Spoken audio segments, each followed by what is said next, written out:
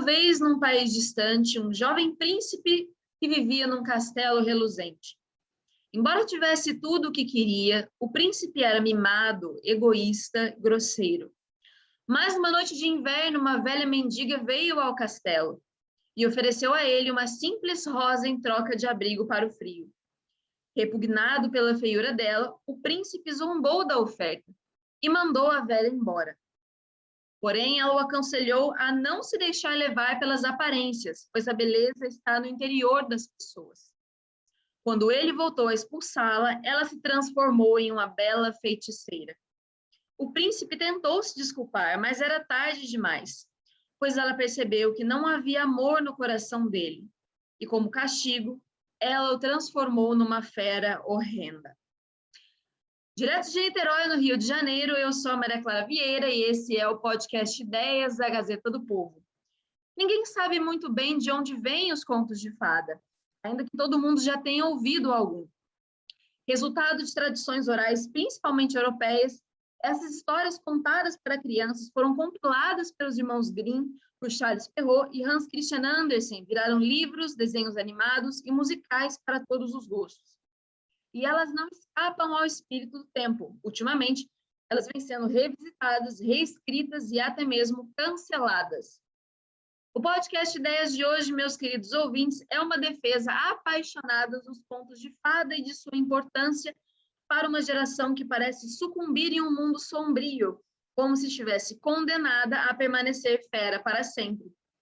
Para essa conversa, eu convidei o Paulo Cruz, que é professor de filosofia e colunista da Gazeta do Povo, e a tradutora Márcia Xavier de Brito. Sejam muito bem-vindos ao podcast Ideias. É um prazer ter vocês dois aqui comigo conversando sobre esse assunto que a gente gosta pouco. Ainda bem que eu já avisei para os ouvintes que é uma defesa apaixonada. Quem não gostar já pode sair para os outros podcasts aí da lista. Quem gostar fica aqui com a gente. Eu vou começar assim com o Paulo, né, que já é aqui da casa. Eu vou abrir com uma pergunta que me inspirou, inclusive, a gravar esse podcast, uma coluna que ele escreveu. Ô, Paulo, as novas gerações esqueceram dos contos de fada? Assim, ainda é um assunto que vale a pena a gente falar? As pessoas esqueceram, isso é uma coisa que ficou meio morto em umas gerações passadas. Clara, é um prazer estar com você de novo, é um prazer estar aqui com a minha grande amiga, minha mentora, Márcia Xavier de Brito, né? Então é um prazer imenso. Aliás, assim, já quero aqui registrar aqui a minha dissertação de mestrado, que inclusive tem lá uma dedicatória à Márcia, ela não teria existido se não fosse a ajuda que ela me deu desde os Estados Unidos, me mandando livros, e a gente conversou muito no processo de escrita da minha. Ela ajudou, inclusive, a conceber a minha dissertação e tal. Então, eu tenho, assim, não só uma dívida de amizade, mas de gratidão à Márcia por ter me inspirado tanto. Então, é um prazer falar disso, porque é um assunto que me capturou num determinado momento da minha vida, e, assim, meio fortuitamente, assim, não é um assunto que eu carrego comigo desde criança. Eu não fui um leitor de contos de fada enquanto fui criança, né? Então, eu acho que é um pouco dessa sensação que eu tive quando descobri das coisas que eu tinha perdido, né? Então, quer dizer, eu ficava pensando assim, caramba, se eu tivesse lido isso quando eu era criança, né, talvez hoje eu tivesse amadurecido mais rápido do que amadureci e tal. Então, esse pensamento sempre me vem. Eu acho que uma das coisas que fez com que os contos de fada perdessem a importância é que também o ambiente familiar, que era o ambiente onde esses contos tinham lugar, né? O ambiente familiar ele se dissipou, né? Então hoje você não tem mais, dificilmente você tem uma família em que alguém tem tempo de ler história para os filhos ou os netos, ou sei lá o quê, né? Então, quer dizer, todo mundo está correndo. A criança levanta e vai para a escola. Então, quer dizer, 5, 6 horas da manhã, levanta, toma aqui um iogurte e vai para a escola, né? Então, o ambiente que era propício à produção e à reprodução de contos de fada, que era um modo de educar, né? Ele se dissipou. Então, hoje são pouquíssimas as famílias que conseguem fazer esse movimento. Eu consegui com meu filho, por exemplo, com o Tiago, quando ele era pequeno, porque eu lia para ele antes de dormir.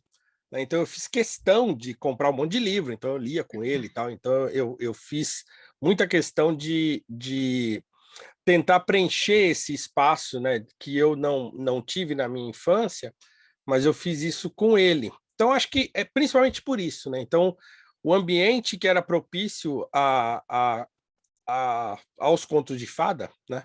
Ele já quase não existe mais. Então, nem acho que seja uma falta de interesse porque as pessoas não querem ouvir ou ler, mas porque os contos de fada já não têm mais espaço, ou quase não tem mais espaço, né? Então, acho que essa é a maior crise que a gente vive em relação a esse gênero tão querido.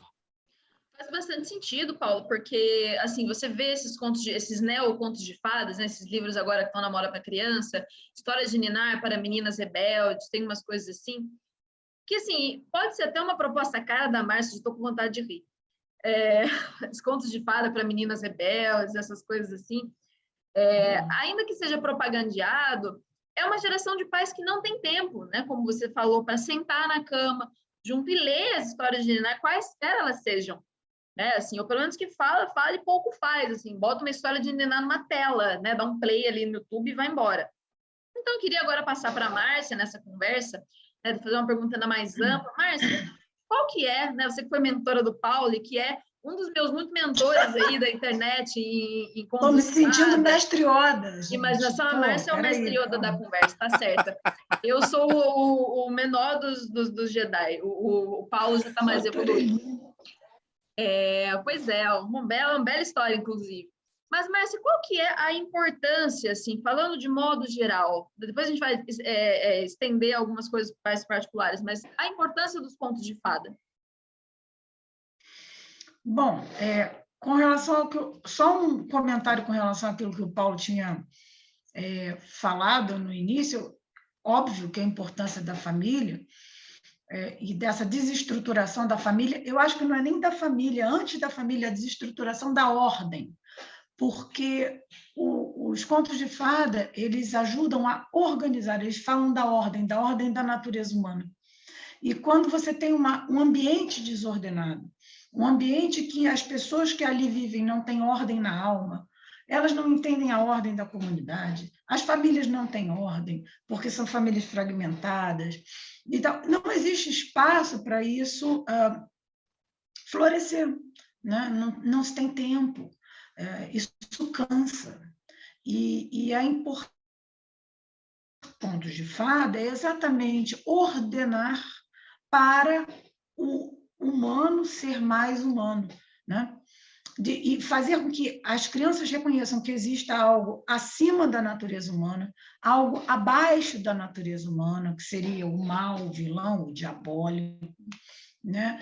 Que a criança descubra a realidade que a cerca, muito embora aparentemente estamos lidando num outro plano, num mundo fantástico, não localizado, às vezes parece ser Idade Média, às vezes parece ser outro planeta, às vezes parece ser uma outra, não se diz direito qual tempo, enfim, um outro país, também não se diz direito qual país, mas a questão da ordenação, eu acho que é a questão mais importante dos contos de fada, né? Porque organiza e mostra o que é virtude, o que é vício, mostra o que é bom, mostra o que é mal, numa linguagem muitíssimo, quer dizer, na linguagem da literatura, que é a linguagem metafórica, né? Então, ele vai trabalhando metáforas com crianças, mas metáforas críveis, né? Muito embora muita gente diga que são imagens muito vívidas, são coisas muito encantadoras, e tem o elemento todo vamos dizer assim, do absurdo, né? Do touro que voa, o cavalo que voa, sei lá o quê, a árvore que dá maçã de ouro, enfim, tem um monte de absurdos, mas são vívidos e são críveis dentro daquela realidade que tem uma ordem, que segue uma ordem que a criança começa a entender o que é bom, o que é mal, o sacrifício, o heroísmo. A criança começa a lidar com isso, mas para isso também não é. Aí você falou dessas historinhas que eu fiz, cara feio, não é de uma maneira imediata, porque hoje em dia todo mundo quer O que é bom para isso? Utilitária, né? O que é bom para isso? O que conserta criancinhas? Criancinha rebelde? Então tem historinha para consertar a criancinha rebelde. Pô, cara, não conserta. Isso é a pior coisa, não conserta. Às vezes até reforça. Né? Eu acho que você fica exaltando um padrão e não é essa história pedagogicamente correta que vai organizar. O que vai organizar é exatamente você entrar no mundo mágico da criança, né? Dando a ela todas as possibilidades, abrindo um leque assim totalmente diferente, assim, uma coisa que, né, não é lógico, né? Não é racional, né? É metafórico, né? Então, eu acho que, às vezes, o mundo moderno tem dificuldade de lidar com a metáfora. É um problema sério. Acho que isso que a Márcia falou, Clara, só complementando, acho que isso que a Márcia falou é importantíssimo, porque, assim, na verdade, né, o conto de fada não é você levar a criança para um lugar de fantasia. Não, é você entrar no mundo da criança. Porque o mundo da criança já é fantástico, já é metafórico, já é imaginativo, né? Então, quer dizer, é você entrar lá naquele mundo da criança e lá de dentro você, digamos, entre aspas, instruí-la, né? Nessas virtudes e nessas coisas que os contos de fadas têm. Então, quer dizer, é o contrário do que às vezes as pessoas pensam, né? Você conta uma história porque você quer levar a criança a imaginar. Não, na verdade você vai entrar lá naquele mundo que já é dela. E é por isso que ela entende aquilo tão bem, é por isso que ela assimila aquilo tão bem, porque é fácil para ela assimilar todas essas imagens que parecem absurdas, né?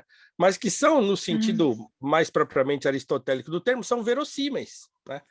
Então, isso é próprio do mundo da criança, um lugar onde ela se sente à vontade, né? Porque ela não tem, digamos assim,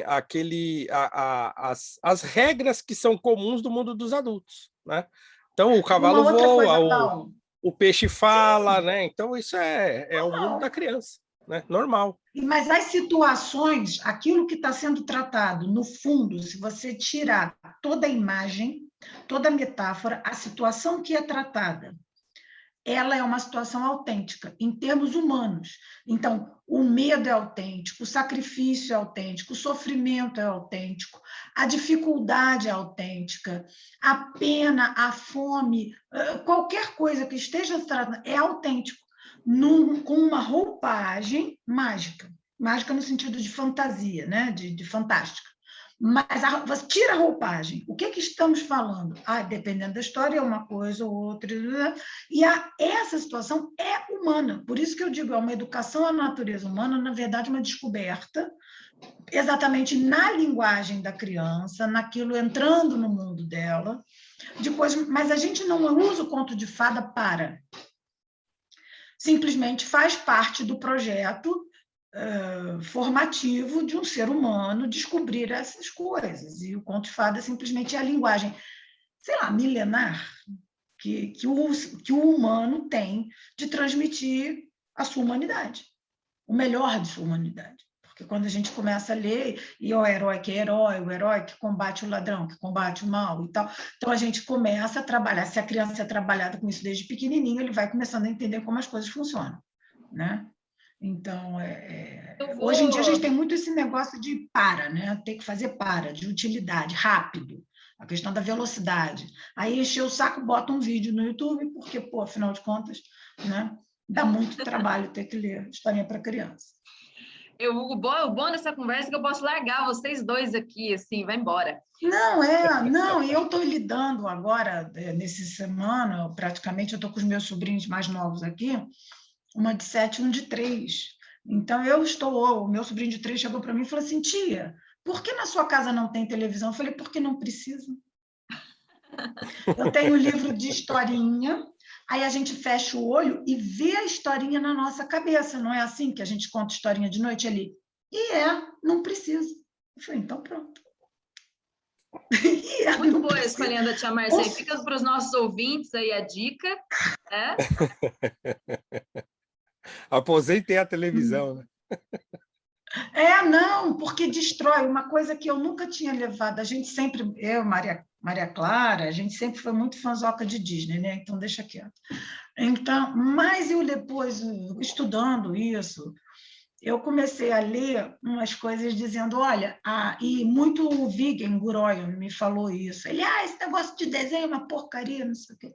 Falei, pô, Viggen, desenho é legal. Ele, não é legal, não. Né? Aí ele, desenho é horrível porque destrói as possibilidades. Ele condena você a enxergar a coisa de um determinado jeito.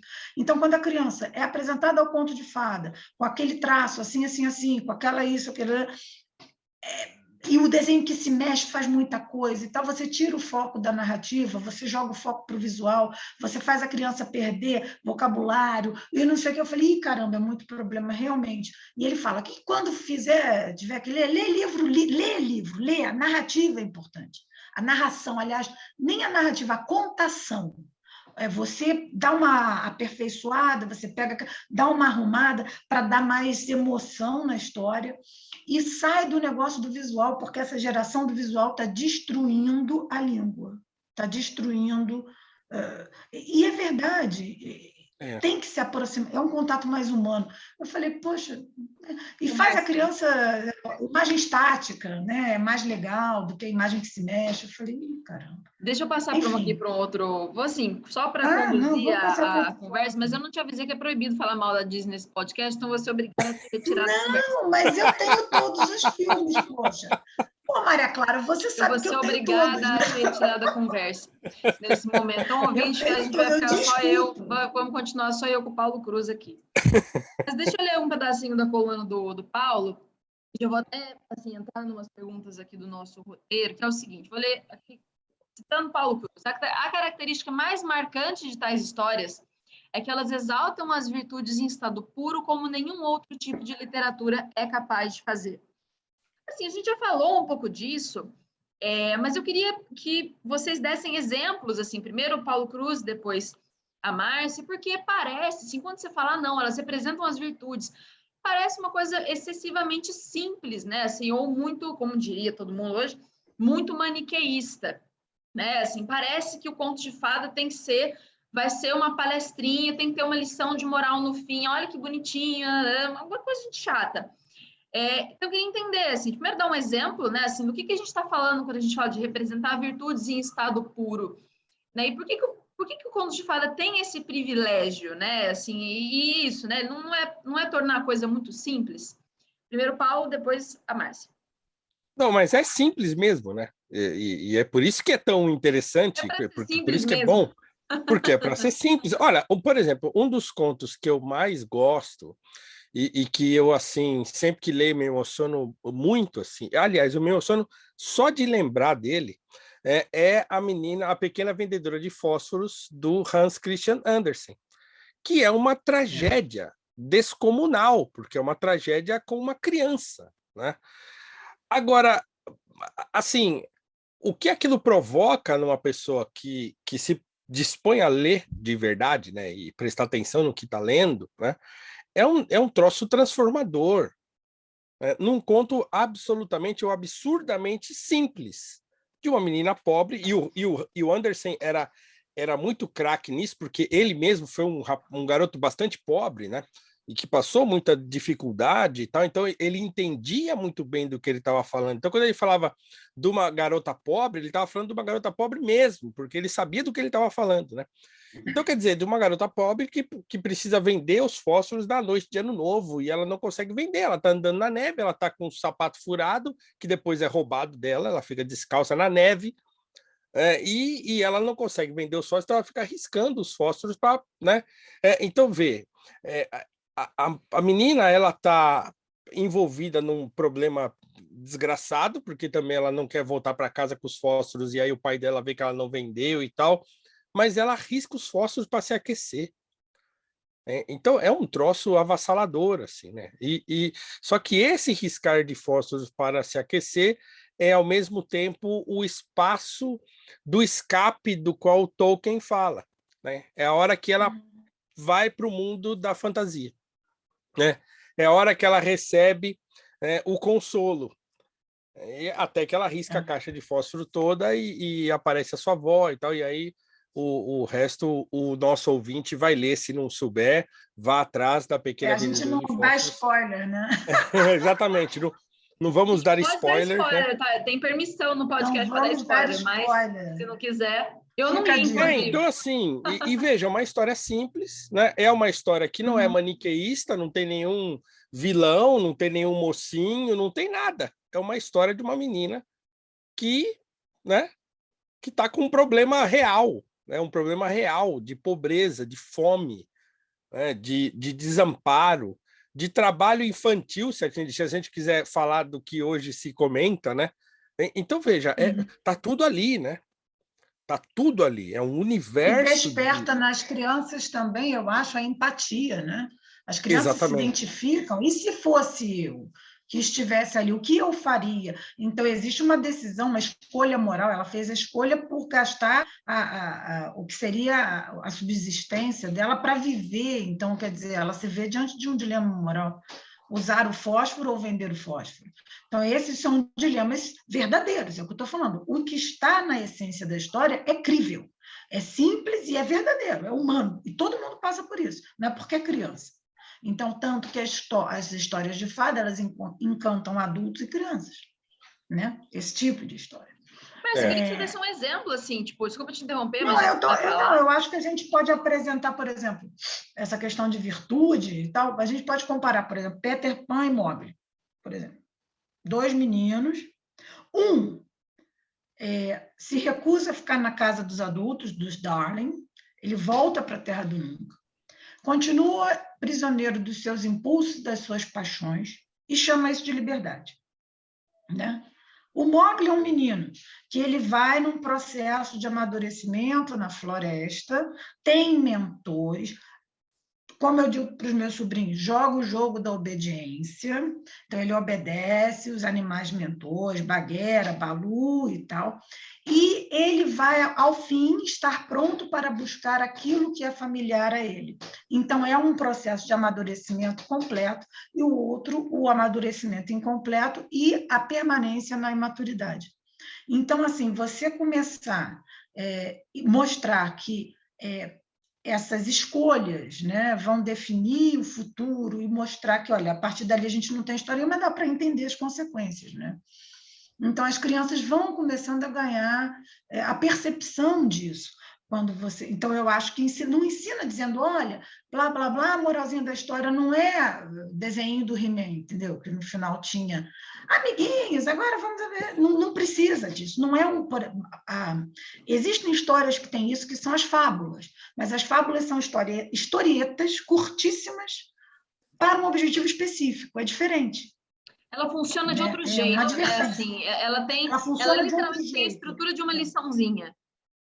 Uma liçãozinha. O bom conto de fada, ele não pretende uma lição. Eu estou tirando aqui do Mowgli e Peter Pan uma lição, mas tem várias. E cada vez que você lê, você descobre outras. Então, assim, mas eu estou só mostrando a questão que você perguntou, como é que você veria virtude e tal. Não é assim. Sim.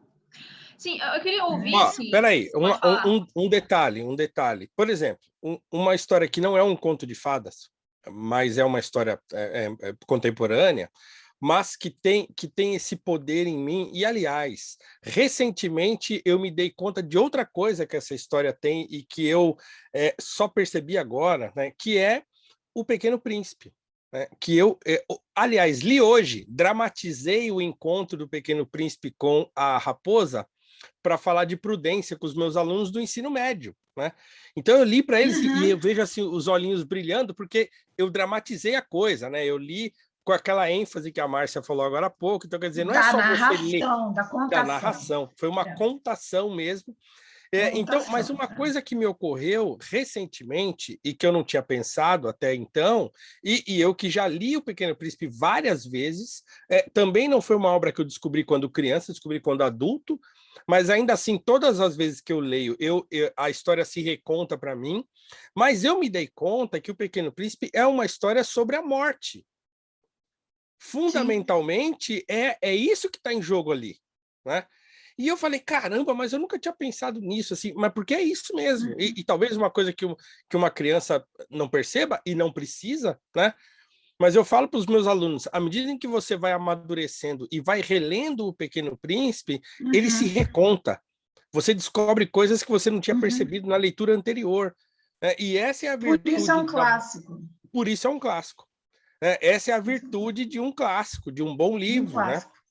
Quando ele não morre para você, né? Como o D.H. Lawrence, ele diz que ele se ressentiu durante muito tempo da Bíblia, porque quando ele era pequeno, ele ia para a escola dominical e o cara que era o ferreiro a semana inteira, no final de semana ele botava um terno e ele era o professor lá da escola bíblica dominical, e esse sujeito desvendava a Bíblia, e chegou uma hora que o sujeito falou o que tudo aquilo significava, ele falou, então tá bom, então acabou. E ele nunca mais quis ler a Bíblia. Então ele falou, um livro só existe, ele diz, enquanto você não desvenda por completo. Aquele sujeito desvendou a Bíblia para mim, eu nunca mais quis ler. Eu nunca tinha parado para pensar desse jeito, Paulo. Eu me lembro que agora, acho que foi na sua coluna que eu vi, eu já conhecia essa história, claro. As versões da Pequena Sereia, né? Assim, é claro que a gente está acostumado com a Ariel linda do cabelo vermelho, que a gente conhece a música, eu e Márcio, inclusive, cantamos no karaokê juntos essa música, a gente gosta. Esse é o nível. Tem essa parte também artística. Pois é, eu vou editar, vou botar aqui um vídeo da gente... Não vamos passar essa vergonha, vamos poupar. Mas falando sério, isso aconteceu. A gente eu falo da Pequena Sereia, porque tem aquela versão da história, que é a primeira, né, assim, que ela não termina com o príncipe, ela vira espuma. Ela Sim, não consegue... É a do Anderson. Exatamente, a do Anderson. E aí eu fiquei pensando agora, eu falei, gente, que desgraça, o que você vai aprender com um negócio desse? A desgraça, né? Assim, é precisamente isso, né? Eventualmente você vai lutar por uma coisa, vai sacrificar tudo e eventualmente não vai dar certo. É isso aí. E nem sempre você ganha, você às vezes, né? Tipo, entre aspas, perde. Então, assim, a criança aprende a lidar com a frustração, porque é uma coisa que hoje em dia nós estamos tentando criar crianças infrustráveis. Então, você dá tudo, você diz que ele pode tudo, você dá todos os direitos, você diz que ele tem direito a tudo, aí ele vira o reizinho, ele manda em você, e ele tem muitas vontades, e ele nunca pode ser frustrado, e você está ali trabalhando e se matando para dar uma coisa para o sujeito que nem reconhece, porque ele nunca se frustra. Então, assim, está errado. Como diz o sapo da Festa do Céu, está errado, né? Lembra do disquinho? Na tabuada, ele dizia, está errado, tá por aí. Está errado. Então, tem que... Esse tipo de história ajuda a construir, entendeu? Essa possibilidade de frustração que a vida traz. E vou começar agora com a Márcia, assim, porque eu sei que a gente já falou bastante desse assunto. Virou a moda lá no maravilhoso mundo da internet, né? Aqui no maravilhoso mundo do Instagram, falar de construção do imaginário. Assim, inclusive em termos que a gente, estamos falando agora sobre restauração da ordem, sobre o valor da família. A gente tem coisas que são realmente importantes, que se perdem e que é importante a gente resgatar. Mas parece que vira uma espécie de paranoia, assim, tipo, o que eu faço para construir o meu imaginário? Me indique 10 livros para conhecer o meu imaginário. Como criar uma criança com um belíssimo imaginário? Enfim, né? Parece que vai comprar um pacotinho pronto, vai chegar o imaginário na sua casa pela Amazon. Então, eu queria entender, assim, Márcia, dá para comprar o imaginário pela Amazon? Ou os contos de fada servem para... Né? Assim, funciona assim, vou ler um conto de fada para formar um imaginário. Piririm, pronto, a gente tem uma mágica aqui. É possível fazer essa leitura, assim, tipo, os contos de fada servem para isso? Não, olha, eu vou te dizer, essa é uma leitura ideológica, tá? Ideológica da pessoa que não entendeu que formação de imaginário é tudo, é cultura. O que forma é cultura no sentido mais amplo, que é aquilo que você cultiva e que vale a pena ser cultivado, né? Então, é aquilo que você se apropria, que você toma conta. Esse é o sentido original da palavra cultura, que vem do latim, colo e tal, enfim. Então, que você coloniza, que você toma conta, toma para si, e tudo é a mesma. Então, assim, formação do imaginário desse jeito, que compra na Amazon, lista, eu tenho pavor disso, isso já me dá até enjoo. Eu não consigo nem olhar. Nossa, vejo gente que vários. diz, Me recomende 10 livros para formar o meu imaginário. Não, você não vai fazer o seu filho, ele não é um Lego do imaginário. O imaginário não é um Lego. Você pega um pedaço de Pequeno Príncipe para entender luto, aí eu jogo um pedaço de Peter Pan para entender imaturidade, aí eu boto uma pecinha do Mowgli para ele ser responsável e ouvir o que eu estou falando. Não é assim. Tem todo um conjunto. O conto de fada é um elemento, mas precisa haver família, ordem, carinho. Isso tudo, por exemplo, quando a gente fala da contação e não dá só uma simples leitura para o sujeito aprender o português correto que está no livro, que tem, né? É uma contação também, claro, você vai flexionar o verbo corretamente, mas não necessariamente você precisa ler aquilo ipsis literis. A minha sobrinha outro dia me pediu para ler a história da princesa Aurora, porque ela está acostumada com a Disney. E aqui, no livro, era Rosamund, né, que é a Bela Adormecida do Bosque. Aí eu não botei Rosamund, botei Aurora, porque era o que ela queria ouvir. Ninguém morre por isso, né? A gente faz o gosto do freguês. Mas essa coisa de tentar encaixar é essa visão utilitária das coisas. E tudo isso tem de ser feito numa atmosfera de muito afeto. Conto de fadas é afeto, é o momento que você tem com o teu filho de falar de coisas que às vezes você não consegue falar de um jeito de pai, de mãe, né? De falar de certas virtudes ou de certos defeitos, e sem dizer, sabe, você fala por metáforas, você se apropria de histórias para depois você poder lá na frente retomar isso. Então, assim, não precisa você pode usar qualquer coisa daquilo que ficou como clássico, né? Agora, eu tenho muito medo do que está vindo por aí, assim, essas histórias para meninas rebeldes, histórias recém-feitas, exatamente com essa visão de eu tenho que formar o imaginário. Quem quer formar, porque quer formar o filho à sua imagem e semelhança, ou a imagem e semelhança de um ídolo. Veja, ideologia e idolatria é uma imaginação até idolátrica, vamos dizer assim, porque o que a pessoa quer é criar a criancinha modelo perfeita, super conservadora, gente. Não existe isso. A criancinha perfeita, super conservadora, não existe esse bagulho, cruz credo. Chato. Gravata borboleta, entendeu? Criança com gravata borboleta. E suspensório. A criança não vai fumar cachimbo, aí não dá. Mas cachimbinho de chocolate, pronto. Para ser bem politicamente incorreto. O cachimbo conservador é, para mim, a versão da bolsa de crochê da esquerda, sabe? Assim, exatamente. Da boininha do Che Guevara, tipo isso. Não, então, é porque a pessoa está pensando dentro do esqueminha ideológico, né? Nós não somos pais perfeitos, ninguém é pai perfeito, né? Ninguém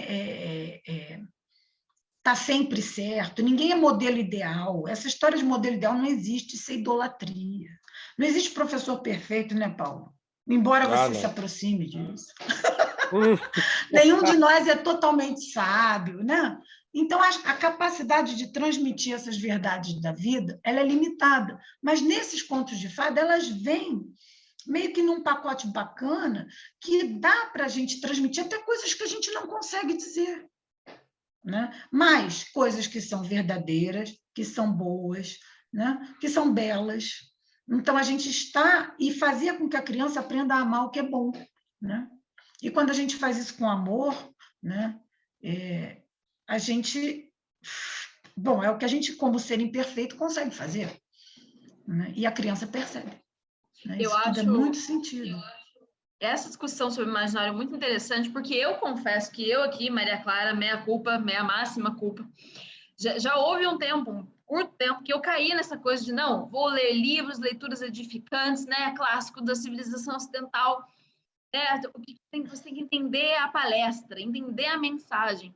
Quando, na verdade, assim, eu entendo que até quando a gente fala de imaginação moral, e aí Márcio e Paulo Cruz são especialistas, vão me corrigir se eu falar besteira, quando a gente fala de ordem da moralidade, não trata só de você ensinar o que é bom e o que é mal, e que eu entendo que no conto de fada a coisa vem mais simples, porque a gente está falando de uma criança, mas vem de você retratar como as coisas funcionam, como funciona o medo, como funciona o ciúme, como funciona a inveja. Né? Assim, claro, quando a gente vai ficando adulto, a leitura ganha algumas nuances, né? E assim, mesmo que você esteja em frente à tragédia, em frente ao pecado, em frente ao pior dos crimes, você consegue olhar ali e falar, cara, esse sou eu consigo entender como esse personagem se sente. E eu entendo que para a criança a gente diminui isso, né? Assim, a criança está num momento em que ela precisa formar esse olhar para frente, mas ainda assim, sem cair nessa coisa paranoica de dizer, de formar essa criança santinha, né? Assim, mas olhar para uma criança que consiga reconhecer dentro de si mesma quando ela sente medo, quando ela sente raiva, quando ela está brava, quando ela está triste, né? Assim, conseguir primeiro se apropriar desses sentimentos e dessas noções de mundo, né? E outra coisa que eu acho legal, assim, é que essa coisa que o Paulo falou sobre essa essência dos contos de fada, de ser simples mesmo, é engraçado que, assim, eu tenho uma grande amiga que é super de esquerda, nós duas somos grandes fãs da Cinderela. E a Cinderela é uma das princesas que mais ganhou versão por aí. Ganhou uma recente na Amazon que eu não parei para ver, porque hoje eu tô com vergonha alheia do trailer. Quando minha amiga... Exatamente. Pois é. Você vê como a vida é doida? É uma pequena anedota aqui. Vou dar um spoiler aqui pro ouvinte, porque eu já ouvi o final. Eu falei, gente, eu não acredito que eu estou tendo que convocar a minha amiga comunista para explicar para os meus amigos progressistas que a Cinderela largar da realeza para abrir uma startup não é uma boa ideia. Vocês estão de sacanagem que eu estou tendo que explicar isso para vocês. Gente. Não vou ver também, não, né? Acho que eu vou passar isso aí. Não, eu gosto de ver porcaria, sério mesmo. Eu acho que a gente que trabalha com isso tem que ver todas as porcarias. Eu conheço todas as porcarias. O meu irmão está chocado comigo aqui, que as crianças entram. E isso, Felipe Neto, não sei o quê, eu conheço tudo, fico discutindo, acho isso aí. Aí o meu sobrinho hoje chegou para mim, tia, olha aqui o chinelo do Felipe Neto, que eu sei que você não gosta. Eu falei, não gosto. Não gosto. Eu assisto tudo. Tá certo. Porque só para terminar o raciocínio, essa coisa da Cinderela, achei legal, porque ela falou, cara, eles acabaram com a essência da Cinderela, que é uma certa pureza, uma certa doçura, mesmo nas Cinderelas em que ela, né, assim, são mais modernas, que ela é estudante, todas as versões modernas da Cinderela, quando são boas, trazem esse coração da Cinderela. Sim. Trazem um senso de altruísmo, trazem um senso de doçura, mesmo quando ela é mais rebelde, no sentido assim, de tentar se libertar da madrasta, ela é sempre doce com o próximo. Você tem esse ethos da Cinderela, né, que é o que fica da história. Uhum. Eu acho que o Chesterton disse, né, assim, ele fala que a Cinderela é uma história sobre o Magnificat, né, sobre Deus, sobre aquele trecho. Fala, Deus rebaixou os poderosos e exaltou os humildes. Uhum. Falando em Chesterton... Se ela não tem humildade, ela é arrogante, feminista, e não tem nenhuma graça na história. Paulo, eu queria ouvir de você, assim, aproveitando a deixa, né, aproveitando o ensejo, o que a gente pode trazer de bom, assim, de interessante, que esses grandes nomes apaixonados por contos de fadas falaram sobre eles, o Chesterton, o Lewis, que eu sei que você gosta bastante. Olha, então, o que mais me chamou a atenção, e foram esses autores que me levaram a me interessar por contos de fada, né? A primeira coisa que é curiosa a esse respeito é que eles foram leitores vorazes do gênero, né? Então, quer dizer, eles falavam sobre isso porque isso fazia parte da vida deles. Então, é o que o Luiz falou. Quando eu resolvi escrever história, né? Eu escrevi história para criança porque era a melhor maneira de dizer o que eu tinha para dizer, né? Por quê? Porque ele foi educado através dessas histórias, porque ele amava essas histórias, porque ele lia essas histórias, e não porque os seus pais ficavam lá enchendo a paciência dele, lê esse livro, não sei o quê, não. Né? Para você se tornar uma pessoa C.S. Lewis, assim, sabe? Você ser um grande cara, não sei, pelo amor de Deus. Não era isso. Então, quer dizer, numa corrida e outra pelo corredor da casa enorme que ele morava, ele pegava um livro e ia ler, né? Ele falou, olha, durante certo tempo da minha vida eu vivi dentro da minha imaginação, porque meu irmão foi embora para a escola, eu fiquei sozinho em casa, então eu lia, né? Então, um mundo se abriu para ele dentro da própria imaginação. Então, aquilo foi fundamental para a formação dele, né? Como pessoa, a leitura dessas histórias. Mas, assim, era um recurso daquela necessidade que ele tinha de interagir, né? E não tinha ninguém, uma casa que só tinha adultos, né? Tinha a babá no início da vida dele, né? Que foi uma figura importante na sua vida, tá? Mas ele viveu uma boa parte da vida sozinho, né? E esse viver sozinho deu a ele a oportunidade dele encontrar companhia nos contos de fada, nas histórias, né? E ele entendeu aquilo muito bem, né? Aquilo formou o que a gente chama de imaginação moral, né? Ele compreendeu o que aquilo carregava. E é por isso que o Chesterton vai falar, olha, a minha primeira e última filosofia é a que eu aprendi, né, na creche, né, da minha babá contando para mim, né, a professora do maternal lá, sei lá, contando historinha para mim, né? Por quê? Porque ali eu entendi todas essas questões que envolvem virtudes e vícios, que envolvem, né, aquilo que é mais precioso na nossa vida. Eu entendi ainda muito pequeno quando essas figuras contavam histórias para mim. Então, isso fazia parte da vida deles. Então, não é uma coisa utilitária, não é uma coisa que alguém falou que eles tinham que ler, não é. Aconteceu nesse ambiente que a gente falou no começo da nossa conversa. Então, o ambiente era propício a isso. Não tinha televisão, não tinha internet, não tinha aquela coisa de ficar toda hora indo na casa dos outros e tal, não tinha bar, não tinha, não, ele ficava dentro de casa. Não tinha shopping, né? Não tinha essa coisa de ficar querendo comprar roupa toda hora, né? O Lewis as pessoas caçoavam dele porque ele já, né, como um grande catedrático lá de Oxford, ele andava com um terno puído, né, surrado, e as pessoas falavam, putz, esse cara não tira esse terno, parecia que só tinha aquele, mas ele não ligava para isso, né? Então, quer dizer, as coisas que a gente dá importância hoje são todas essas coisas que nos afastam disso que é mais importante, né? Então, esses autores, eles têm essa capacidade de nos despertar para esse tipo de história, mas por quê? Porque isso fazia parte da vida deles. Então, a relação que eles têm com essas histórias, com esse tipo de literatura, não é uma relação utilitária, né?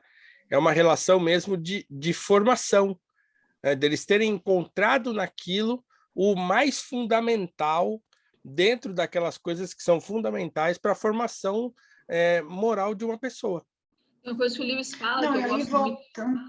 Peraí, deixa eu só terminar e aí te mando. Tá. Não, só lembrei o negócio. Tem uma coisa que o Lewis fala, que é que ele fala que para escrever uma boa história de fada para criança, você não pode escrever uma história para criança. Você tem que gostar da história. Exatamente. Você ia falar? Não, e aí eu estou falando, voltando a tudo que a gente tem conversado, e às vezes a fórmula que o pai quer comprar do formação do imaginário não dá certo, exatamente porque o pai não entra e não gosta. Então, assim, aí ele quer comprar um negócio já pronto, que ele não tenha nem o trabalho de ter que se envolver com aquilo, e que a criança consuma e saia pronta. Não existe essa fórmula. Não existe. Tem de ter participação, você tem que começar também a ser criança. Outro dia foi Dia das Crianças, né? Aí eu escrevi para um amigo meu que anda muito mal-humorado da vida por conta do Covid, né? Da Covid. E eu falei assim, feliz Dia das Crianças. Ele, a minha criança está de férias. Eu falei assim, não pode. Não pode. Ainda mais quando você tem filho pequeno, você não pode aposentar a criança interior. Entendeu? E deixar, não, isso é coisa de criança, isso é coisa... Não, você tem que participar e entrar nesse jogo, porque você também, adulto, sai enriquecido. Você revisita, por exemplo, uma história como O Pequeno Príncipe, que o Paulo revisitou, eu também nunca tinha me dado conta desse lance do luto, não. Muito embora seja triste, mas você pode trabalhar luto com criança com isso, né? E entender as suas perdas, né? Então, assim, é interessante. Eu nunca... Veja, se você está disposto e aberto a entender e a entrar no mundo da imaginação, você sai lucrando também, né? Infelizmente, as pessoas estão fazendo o Exupéry dizer, num livro escrito na década de 40, se eu não estou enganado, né? Ele fala, olha, os homens hoje querem comprar tudo no mercado, né? Mas como não vende amigo no mercado, então os homens não têm mais amigos. A raposa fala para o príncipe. Que coisa mais atual do que isso? Certo? Então, quer dizer, puxa vida, é um negócio assim, né? E eu lendo isso para os meus alunos, eles ficam com aquela cara de espantados, porque a primeira pergunta que eu faço é: escuta, quem aqui leu O Pequeno Príncipe? E aí eu me dou conta que ninguém levanta a mão, né? Que ninguém leu. Ou um leu, né? Um ou outro que leu e tal. Mas também leu, mas leu já assim, né? Li e tal, né? Talvez não tenha nem sacado o que estava acontecendo ali. Então, quando eu falo, olha, vocês têm que ler, assim, não dá para você não ler, né? Então, vai atrás, leia um livro rápido que você, mas eu tenho certeza que vocês vão gostar. Aí, essa minha advertência, eles podem não estar levando muito a sério. Quando eu leio o capítulo, acho que é o capítulo 10º, sei lá, onde ele encontra com a raposa. Eu acho mais bonito. Exatamente. Aí eles, né, quando eu termino, eles estão com aquela carinha assim, né, de espantados com a coisa. Então eu falo, não é legal? Né? Não é bonito? Pois é, então. Mas o meu envolvimento com a história faz com que eles compreendam a importância da história, certo? Eu não estou lendo porque, né, eu sou professor de filosofia. O que eu estou fazendo com um livro de história para crianças? Eu tinha que falar do Platão, eu tinha que falar do Aristóteles, do Kant. Eu estou falando do Exupéry? Eu estou falando do Exupéry. Pois é. É porque o Exupéry, nesse momento, para eles, na minha visão, é mais importante do que o Kant, certo? Então... De menor dúvida. O Kant para crianças Exatamente. Então, assim, esse envolvimento da gente com a história é fundamental. Então, não adianta o pai querer enfiar isso no filho dele se ele mesmo não lê, se a mãe não lê, se a mãe acha que é só ela ler a história e aí a criança vai. Não adianta. Né? Às vezes é muito mais o modo como você apresenta a história do que a história mesma. Né? Tem uma coisa que o C.S. Lewis fala, que eu também gosto bastante. Peraí, Márcia, por favor, desliga o seu microfone, só quando a gente estiver falando, porque senão os barulhos se interpõem aqui. Tá. Mas a hora que você quiser comentar alguma coisa, é só abrir, não tem problema. Não, tá falhando também. Entendi. Não, enfim, se for complicar muito, não tem problema. Mas, quer dizer, tem uma coisa que o C.S. Lewis fala, que eu gosto muito, que ele fala, quando eu me tornei adulto, uma das coisas que eu perdi foi o medo de parecer criança. Eu acho muito bonito esse texto, né? E ele fala que, assim, quando eu virei adulto, eu não parei de... Ele faz uma comparação mais interessante que isso, né? Mas ele fala, eu aprendi a tomar vinho. Isso não significa que eu deixei de tomar suco. Né? Assim, tipo, ser adulto não implica em deixar de gostar de contos de fadas. Você pode aprender a gostar de outras coisas. E aí ele fala esse trecho que eu falei, que eu acho magnífico. Ele fala, quando eu cresci, eu deixei muitas coisas para trás, entre elas o medo, a vontade de parecer adulto. Né? Que é, na verdade, um grande sintoma de maturidade. E eu acho essa fala dele magnífica. Mas já que a gente está falando de cancelamento, né, dessa geração paranoica, viu o Paulo falar outro dia no Twitter, numa polêmica aí que rolou nessas muitas que acontecem, o pessoal estava triste, né, deprimido, que leu uma coisa que não gostou e ficou, oh meu Deus, sofrendo, passando mal, horrores. E aí Paulo estava lá retweetando o texto dele na Gazeta do Povo sobre os contos de fada e a geração assustada. Eu queria ouvir, Paulo, por que os contos de fada poderiam contribuir para essa geração assustada? Olha, porque exatamente por uma coisa que você falou agora há pouco. Então, assim, as pessoas hoje elas têm medo de frustração, elas têm medo de dar errado, elas têm medo de falhar, elas têm medo de sofrer, elas têm medo né? Elas têm medo da vida. O que eu cunhei aí de geração assustada é essa geração que tudo para ela toma um susto. Nossa, falou isso aqui. Nossa, aconteceu tal coisa. Nossa, então ela não tá. Essas pessoas elas crescem dentro de um ambiente tão protegido que elas não são preparadas para frustrações. Né? E é claro que as frustrações vão acontecer uma hora, né? Então elas não estão preparadas, elas acham que uma palavra destrói uma vida inteira. Assim, mas escuta, mas isso aí é uma palavra só. É você que está imprimindo a ela um significado que ela sequer tinha até ontem, né? Mas de repente se torna um baita de um problema. E é claro que essas pessoas não estão preparadas para encarar a vida. Coisa que os contos de fada ensinam as crianças a encarar a vida, a lidar com as frustrações, com os medos, né? A entender o que é virtude, o que é vício, tudo isso que a gente já conversou aqui. Então, o fato dessas pessoas... E, aliás, não é só os contos de fada, né? É a cultura de maneira geral. Então, quer dizer, uma pessoa não lê, né, não ter contato com a boa literatura, não ter contato com bons filmes, com boas músicas. Então, as pessoas hoje não têm sequer esse desejo de serem cultas, no sentido mais próprio do termo mesmo, né? De cultivarem aquilo que dá a elas subsídio para poder viver melhor, para poder encarar a vida. Elas não têm isso. Não é à toa que o Platão fala que lá no seu processo pedagógico, a primeira coisa a fazer é contar para a criança os mitos. Né? É isso mesmo, porque isso prepara a gente para encarar as coisas que a gente vai ter que encarar na vida. Então, quer dizer, qualquer pessoa que tenha lido, por exemplo, A Roupa Nova do Imperador, não cai em conversa de político, meu Deus do céu. Certo? Quer coisa mais básica do que isso? É o básico do básico. Mas as pessoas caem. Caem por quê? Porque não conhecem A Roupa Nova do Imperador. Que é uma história absurdamente simples e genial do Andersen. Né?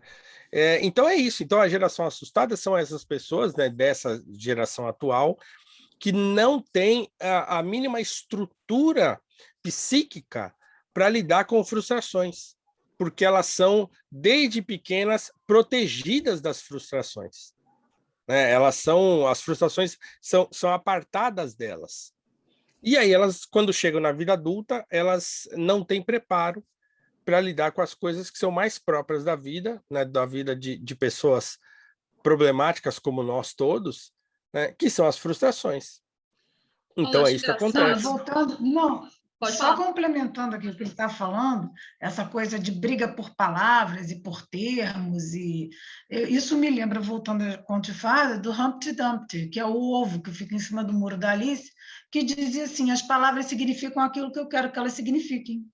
Então, assim, o voluntarismo dessa atribuição e do não respeito até ao vocabulário, até a língua, né? E você começa a enfiar um monte de termos ideológicos e se fazer valer a sua vontade por conta de um discurso. Assim, é uma coisa realmente muito não formativa. Né? Não, e que é uma coisa mais estúpida do que essa. Então, quer dizer, um dia você escuta o seguinte: olha, você não pode mais falar determinada palavra porque essa palavra significa tal coisa. E você nunca, jamais, essa palavra desse modo. E aí você passa a pensar a palavra desse modo. Quer dizer, plantam em você um problema que você não tinha. Então, quer dizer... Eu percebo isso, Paulo, muito nessas questões que a gente está falando. Bom, vou abrir um pouco, mas é um exemplo, a questão racial que a gente vive conversando. Eu me percebo pensando em questões que eu não pensava e que eu percebo que não acrescenta, assim, tipo, não te deixa genuinamente preocupado no sentido de ser empático, te deixa paranoico, te deixa preocupado em aparecer, inclusive. Né, assim, você fica mais preocupado em parecer bonzinho do que em ser genuinamente empático, assim. E uma coisa que eu queria complementar, eu acho interessante, porque há poucos dias a gente teve essa treta lá na internet e tal. Eu, assim, não posso falar muita coisa porque eu sou tecnicamente dessa nova geração e eu percebo em mim muitas dessas tendências dos meus contemporâneos. Mas, assim, eu tento extirpar isso porque é muito engraçado perceber como a gente faz de tudo, literalmente da palavra bíblica, um escândalo. No sentido de pedra de tropeço mesmo. Tipo, alguém fala uma coisa, tipo, que você discorda, ou então fala uma coisa, tipo, muito... Sabe, você pode concordar com um absurdo, mas escreveu no Twitter, escreveu uma coluna de jornal. A gente fica horrorizado. E aí, disso advém textos das pessoas falando, cara, passei mal lendo esse texto, essa coluna que eu discordei, fiquei enojado, passei o dia enjoado, o dia passando mal. É assim, faço essa pergunta à geração e faço a mim também. Meu amigo, se você vai passar mal lendo um texto que você discorda, o que você vai acontecer se uma pessoa que você ama morrer? Porque acontece. Assim, né? Que eu diga o plano frustrado da pequena sereia que virou espuma, ou todas as outras causas de conto de fada que terminam em tragédia. Eventualmente, essas coisas acontecem. O que você vai fazer? Exatamente. Né? As pessoas não estão preparadas para isso, assim, né? para lidar com aquilo que é mais natural da vida humana, né? Que são as contradições, que são os erros, né? As pessoas não se veem mais como pessoas imperfeitas, né? Olha, você é imperfeito.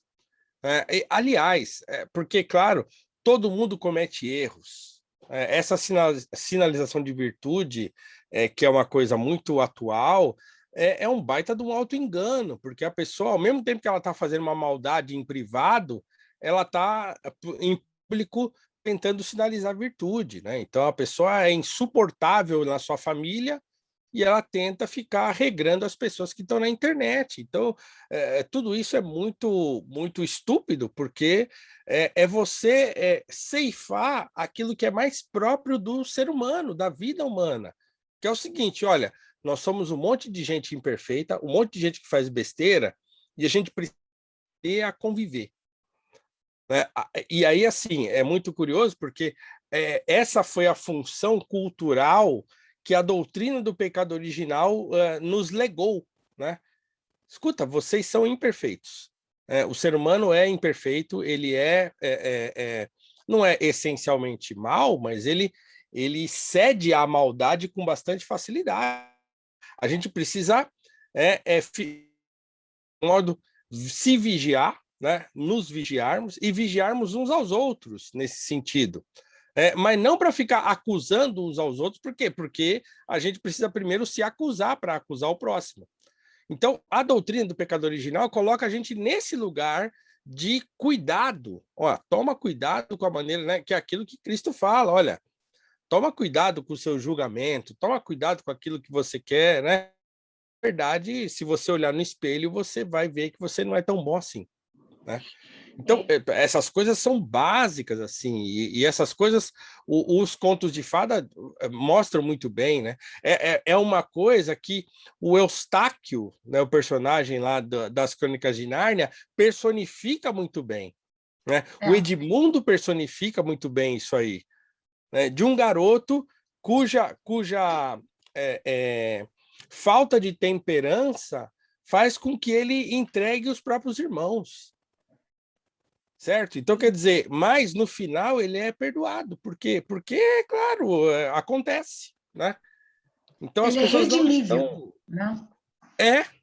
As pessoas não admitem mais que as outras errem, ao mesmo tempo em que elas estão errando 24 horas por dia. Então, quer dizer, é um mundo, como disse agora, né? Agora o mote do momento, né? O Dave Chappelle, no seu último stand-up, que é maravilhoso, The Closet, ele fala: escuta, o Twitter não é um lugar real, né? Essa frase As é pessoas te maravilhosa. cancelaram, né? O Twitter nem As pessoas te existe. cancelaram. As pessoas te cancelaram lá no Twitter. Mas o Twitter nem existe, né? Nem é um lugar real. Por que eu estou preocupado com isso? As pessoas estão preocupadas com a rede social, mas elas não se preocupam com a sua vida real, né? Então, é uma inversão completa, uma loucura completa, né? Que é uma boa formação, e aí, né, a palavra cabe, o termo cabe, uma boa formação do imaginário, né? Trataria de colocar as coisas nos seus devidos lugares, né? Aquilo que o Platão chama, e que a Márcia evocou logo no início da nossa conversa, né? De você tratar da ordem da alma e tratar da ordem da comunidade. Uma alma desordenada do indivíduo também torna uma sociedade desordenada, né? E é o que a gente está vivendo. Eu queria passar agora, já que a gente está falando desse maravilhoso mundo do cancelamento do Twitter, perguntar para a Márcia e depois para o Paulo, e a gente começa a encaminhar mais para o fim da conversa, porque senão a gente vai ficar até amanhã, né? Vamos terminar cantando Pequeno Sereia, cantando Rei Leão, a gente pode escolher outros. Mas, Márcia, eu queria saber, assim, a gente já falou sobre isso, inclusive o nosso ouvinte, quem for leitor da Gazeta, pode pegar a matéria que eu fiz sobre as guerras culturais nos desenhos animados. Guerra cultural não que eu defenda uma, mas porque as pessoas fazem, a gente tem que escrever sobre. Mas essa cultural de sair cancelando, né, desenho animado, inclusive, ou tentando santificar ou tentando cancelar. A Márcia conversou comigo sobre isso, a matéria está bem legal, falando sobre contos de fada, inclusive. Eu queria ouvir agora, Márcia, o que você acha? De onde vem essa eu ia falar uma palavra adulta, esse desejo incontrolável de cancelar contos de fada ou de retificar os contos de fada, né? Porque agora sei se vocês já viram, tem notícia aí dizendo, aventando a possibilidade da Bela Adormecida ter sido estuprada porque foi beijada quando estava dormindo, né? Tem nessas coisas agora. Então, queria saber como é que você vê isso, né? Assim, de onde que vem esse desejo quase freudiano? Não, eu acho que aí tem duas coisas. A gente vem, desde o final da Segunda Guerra, final da Segunda Guerra, aquela geração de filhos sem pai, né? E filhos mimados de mãe e tal, e todos muito cheios de vontades. De lá para cá, as vontades só vêm aumentando e os Peter Pans vêm crescendo em voluntarismo e imaturidade. Somado a isso, temos uma sociedade cada vez mais polarizada em torno de ideologias e idolátrica, né? A ponto de idolatrar ideologias. Então, você pode somar essas duas coisas, imaturos e ideólogos, você soma isso e você consegue esse efeito de tudo é visto pelo prisma do pior possível. O olho da pessoa é o olho da leitura mais rasa, da leitura mais literal, mais pobre, mais cheia. E o Lewis fala, acho que na Abolição do Homem, que a gente ia chegar na época dos grandes manipuladores. E aí eu digo que a ideologia é um grande manipulador. E os ideólogos são grandes manipuladores. E aí os grandes manipuladores vão dando novos conceitos às palavras, novos sentidos às palavras, e vão fazendo com que as coisas comecem a não ser aquilo que elas são. Você mascara tudo, e aí você começa a condenar e ter um óculos horroroso para ver as coisas mais singelas. Então, você começa a olhar o mundo como se a Jade, né, tivesse enfeitiçado aquele menininho lá, não enfeitiçou, que ele ficou vendo tudo errado. Então, é a mesma coisa, as pessoas estão assim, né? E aí, voluntaristicamente, repetindo jargão, porque é mais fácil, né? E as pessoas também com a imaginação não muito desenvolvida, então ela repete, então ela copia, então ela se deixa levar. Enfim, é um complexo de coisas, que é um problema que eu vejo, pelo menos na nossa sociedade, do fim da Segunda Guerra, da desestruturação das famílias, da Revolução Sexual, tem um monte de causas, né? E é difícil dissociar tudo isso, é difícil vencer tudo isso. E a gente não pode vencer tudo isso com mais ideologia, né? Uma ideologia, a gente não pode trocar o sinal, né? E o que eu vejo não dá para só trocar o sinal. A gente tem que viver essa coisa que a gente tem falado aí, do envolvimento com as histórias, é do envolvimento com o modo de viver diferente, né? O exemplo arrasta. Não adianta eu ser conservador da rede social para fora. Não adianta eu ser positivo da rede social para fora se eu sou uma pessoa totalmente depressiva e que faço um monte de besteira na minha vida privada. Um dia a casa cai, né? Um dia a casa cai. Então, eu acho que esse tipo de coisa de cancelar, você vê o Pepe Le Pew. Ele era um abusador, ele era um estuprador. O gambá que dava estuprador. Em cima das gatinhas. Pelo amor de Deus, só um olho muito doente ver um negócio desse num troço que era para ser engraçado. Cara, você precisa estar muito ruim da alma, né? Um beijo numa menina dormindo, só uma sociedade muito doente para achar isso. Você vê, isso eu acho que vem de um moralismo que não é uma moralidade, é uma imaginação moralista, porque ideologizada, entendeu? Porque é fanática. Então, é uma coisa louca. Você vê num beijo, numa moça dormindo para ela, você vê estupro, você vê assédio, você vê... Meu Deus do céu, para! Vamos parar com isso, vamos tirar um pouco essa leitura, porque não dá para viver assim. Daqui a pouco você não faz nada. Eu, quando morei lá nos Estados Unidos, eles têm muito disso, né? Eles já estão tão viciados em tudo é errado, tudo é condenável, tudo é... Pelo amor de Deus! Não dá. As crianças, você perde até o contato natural de fazer uma gracinha. Oh, que bonitinho brincar com uma criança na fila, porque o pai pode pensar que você é um pedófilo em potencial e, de repente, você está querendo pegar... Pelo amor de Deus, para! O contato humano é simples. Você não pode macular tudo. Eu acho que é o menino lá que entrou na carruagem porque foi comer lá o... Como é que é? O doce. O docinho lá. Manjar turco? Manjar turco. Manjar turco, eu achei manjar turco, já comi. Mas você macula. Essa é a imaginação idílica de que fala lá o Irving Babbitt, né? É exatamente isso. É Tá. você ter uma imaginação ideológica a respeito da realidade, né?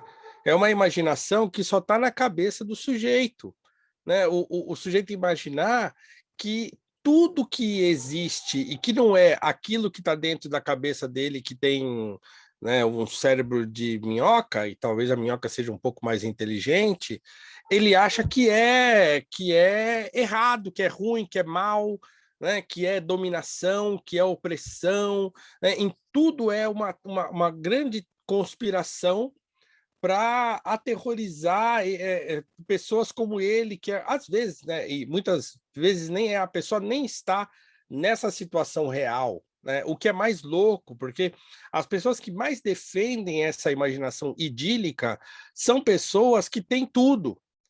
São pessoas ricas, são pessoas que estudaram, são pessoas que vivem bem, que têm bons empregos. São essas pessoas, e não aquelas pessoas que estão lá naquela situação de vulnerabilidade real. Por quê? Porque a pessoa que está numa situação de vulnerabilidade real, a única coisa que ela tem é a esperança, né? E se ela perder a esperança, e essa imaginação idílica é uma imaginação desesperada, né? No sentido de não ter esperança mesmo, né? Ela simplesmente se enforca, dá um tiro na cabeça, se mata, né? Então, para as pessoas reais, para as pessoas cujos problemas são reais, a ela não resta muita coisa senão ver o mundo de uma perspectiva esperançosa, né? E não olhar, por exemplo, a religião como o ópio do povo. Não, a religião é esperança, né? Não é ópio, é esperança mesmo. Só alguém que não precisava dar conta do próprio sustento que tem esse pensamento idiota. Porque essa é a verdade. Se o sujeito não tem falta de nada, ele tem tempo de ficar pensando besteira. Ele tem tempo de ficar imaginando um mundo que não existe de fato, né? E que ele só cria nessa imaginação doentia que ele tem, a ponto de encontrar em histórias que desde os tempos imemoriais são contadas, e de repente o sujeito que nasceu há 20 anos atrás, ele acha que ele descobriu uma coisa que ninguém na história da humanidade tinha descoberto. Descobri que esse fulano dessa história aí foi um estuprador. Mas peraí, meu Deus do céu, mas será que nunca ninguém percebeu? Quem pensou É, nesse é, é negócio a que tal, não, né? é a tal é o tal do esnobismo cronológico de que fala o C.S. Lewis, né?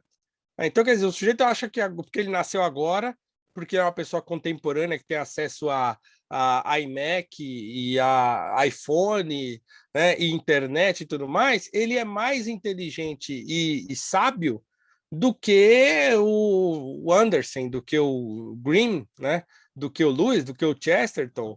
Então, é uma Mas a coisa tão... verdade é que a gente está vivendo uma sociedade mais desumana, no sentido de contatos humanos e de coisas que são naturalmente, como um beijo, uma coisa natural. As nossas sociedades foram se desumanizando e abrindo para a grande manipulação da ideologia. Então, assim, Exatamente. você insere. Então, a gente é um bando de gente desumana que vê maldade em tudo. Ou vê uma possibilidade de inserção de ideologia para desumanizar ainda mais. Porque quando você tira uma história dessa, você desumaniza ainda mais. Pessoal, como a gente já está passando de 1 hora e a conversa é ótima, eu vou fazer uma pergunta para vocês e pedir uma recomendação para aí a gente fechar a conversa. Queria saber se vocês conhecem, se podem recomendar, assim, contos de fadas contemporâneos. Podem ser adaptações, histórias, assim, séries, filmes. Eu sei que a Márcia colocou lá no começo essa questão do filme. Ou livros mesmo que sejam mais recentes, que vocês acham que podem e fazem parte, assim, podem entrar um dia para essa tradição que a gente chama de contos de fada. Paulo. Você está falando de coisas mais contemporâneas, assim? Sim, queria coisas mais recentes. Pode ser adaptação, ou mesmo desenhos, enfim. Não, eu acho que assim, não seria propriamente um conto de fada, mas eu acho que é uma coisa importante, porque resgata o valor desse tipo de literatura e desperta na gente o interesse por elas, que é o Anne de Green Gables, né? Que aí na Netflix virou a série Anne com E, né? Anne with an E, que é uma garota, né? Uma garota órfã e que sofre horrores, mas que encontra, né, consolo, que encontra, né, as três coisas das quais Tolkien fala no seu sobre histórias de fada, né? Encontra lá recuperação, escape e consolo através da imaginação. Então, ela tem uma visão, o óculos com o qual ela olha o mundo são os óculos que ela importa dessas histórias, desses contos de fada e desses romances e tal. Então, ela vê a vida, e não é um olhar poliana, né? Porque a poliana também tem essa coisa meio, porque é poliana, é meio avoada. Não, a Anne não é assim. Né? Inclusive, ela é bastante altruísta, então ela tem essa coisa da autotranscendência, ela se lança em direção ao outro, em direção ao próximo. Por quê? Porque ela vê a vida de uma maneira esperançosa. Né? Então, acho que alguns vão reclamar da lacração, que enfiaram umas lacrações aí. Bom, eu não vi, né? Por isso que eu não vi. Eu vi tudo. Eu vejo tudo.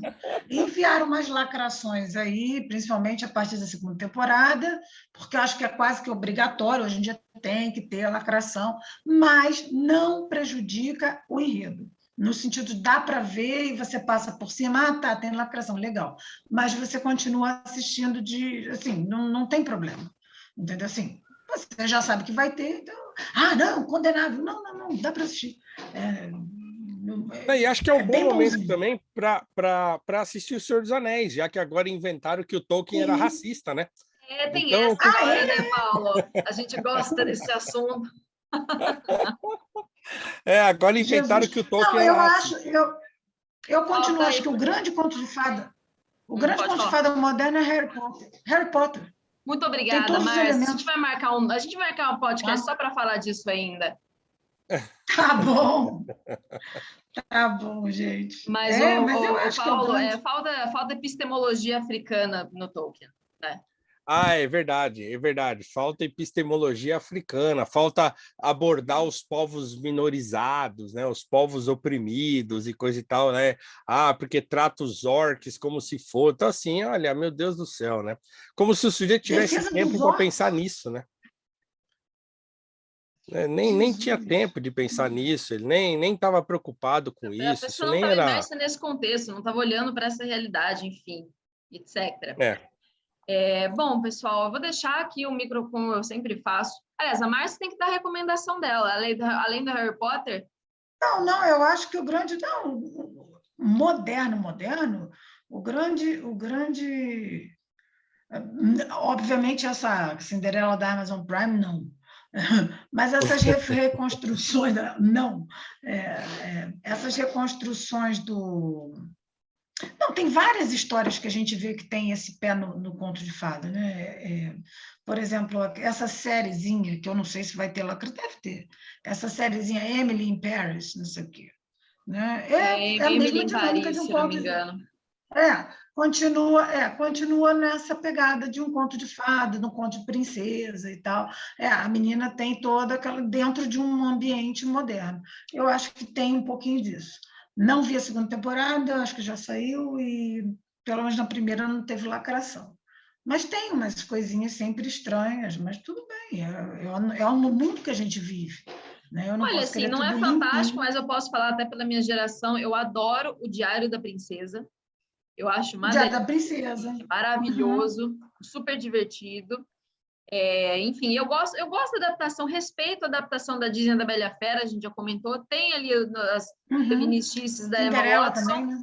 Mas eu acho que tem algumas coisas legais, assim, então eu adoro a Cinderela da Lily James, eu acho que a Disney, a adaptação da Cinderela live action é maravilhoso, assim, essa é uma belíssima adaptação, então tem algumas coisas legais aí. Qual? Lembra da Nanny McPhee? É maravilhoso. Nanny McPhee é muito maravilhoso, legal. Né? Então, Emma gente, Thompson, eu vou deixar... Também. Ela é fantástica, muito fantástica. Vou deixar o microfone aberto para vocês se despedirem, darem as últimas recomendações, fazerem últimos comentários que vocês queiram. Já começo agradecendo a presença dos dois Foi um dos papos mais divertidos aqui do Ideias, posso falar que sem ser muito suspeito, porque eu adoro esse assunto. Bom, Paulo. Bom, esse é um assunto mesmo delicioso e é sempre gostoso falar sobre isso quando a gente consegue escapar dos assuntos sérios, digamos assim, né? Sérios no mau sentido do termo. Então é sempre bom, e é sempre bom estar contigo, é sempre bom falar com a Márcia, fazia tempo que a gente não conversava assim. Então, Verdade, é verdade. verdade. Então é muito bom, é muito gratificante. E assim, dizer para as pessoas que elas não precisam se levar tão a sério, né? Então acho que o grande problema é esse, né? As pessoas andam se levando muito a sério, assim, então não vale a pena, né? Não vale a pena se levar tão a sério, porque, na verdade, o que nos espera, né, é aquilo que espera a todos nós. A indesejada das gentes vai chegar para todo mundo, e quando chegar esse momento, o que vai restar é aquilo que você deixou de legado, né? E gritaria, e confusão, e cancelamento, essas coisas não são legado, né? Elas podem ser um legado, mas é um legado de destruição e não de construção. Então, parem de se levar tão a sério, leiam contos de fada, leiam Anderson, leiam Green, leiam Perrault, leiam Chesterton, leiam Tolkien, leiam C.S. Lewis, né? Leiam J.K. Rowling, leiam tudo que vocês encontrarem pela frente e deixem de se levarem tão a sério. Então é isso aí. Eu acho que assim a gente tem que tentar ler aquilo que é permanente, né? Fazer uma releitura dos clássicos, sim, mas também ler os clássicos, voltar atrás, tentar cortar essa coisa da história velha, coisa passada. Não, são histórias de grande sabedoria, a sabedoria dos antigos é o legado das gerações passadas, é o que nos une, né? Como Chesterton dizia, a grande democracia dos mortos, e faz com que a gente também passe isso para frente. É uma experiência fantástica, eu recomendo que os pais se envolvam, que se deem tempo para envolver, recuperar a criança interior perdida, adormecida, a criança adormecida, né? Eles deem um beijo nessa criança adormecida e façam junto com os seus filhos que elas revivam, não querendo instruir, não, mas como uma parte daquilo que é importante, até de afeto, de relação, de um momento de carinho, né? Ler para os filhos é um momento de carinho, leiam, mais do que filme, sai um pouco da tela, faz o que é diferente. Hoje o diferente é ler, né? A gente quer tudo visual, as crianças querem tudo visual, deem um pouco do que é diferente, né? Como eu disse para meu sobrinho, a gente não precisa de televisão. Fecha o olho e a historinha passa na cabeça. Então, exercitar isso nas crianças, né? Aí ele vai falar, o meu coelho é verde, pô, legal, show, então seu coelho é verde, que bom, o dragão é azul, pô, muito bonito. Então, assim, cada um tem essa liberdade e eles exercitam muitas coisas. Então, exercitem isso, façam isso, se permitam, né? Dessa correria, e não se levem a sério. É o momento também de não se levar a sério e exercitar isso com a criança, né? Junto, crescer junto. Eu acho importantíssimo. Eu estou tendo essa minha fase agora com os meus sobrinhos e estou me divertindo um bocado, né? Então, e hoje de noite, por exemplo, vai ter historinha. Bom, caríssimos, muitíssimo obrigada pela participação. Muito obrigada, Paulo Cruz. Muito obrigada, Márcia. Foi um prazer. Saudades de vocês. Sou fã dos dois, muitíssimo obrigada. E muito obrigada a você, ouvinte, que é o responsável por esse podcast. A gente pede que, por favor, acessem o Caderno de Ideias, tem textos, acessem a coluna do Paulo Cruz, tem textos sobre contos de fadas, tem textos meus sobre contos de fadas lá no Caderno de Ideias. Então, assine a Gazeta para ter acesso a esses textos e continuar apoiando o podcast para trazer mais convidados, abordar mais temas interessantes. Mais uma vez, muito obrigada e até o próximo episódio.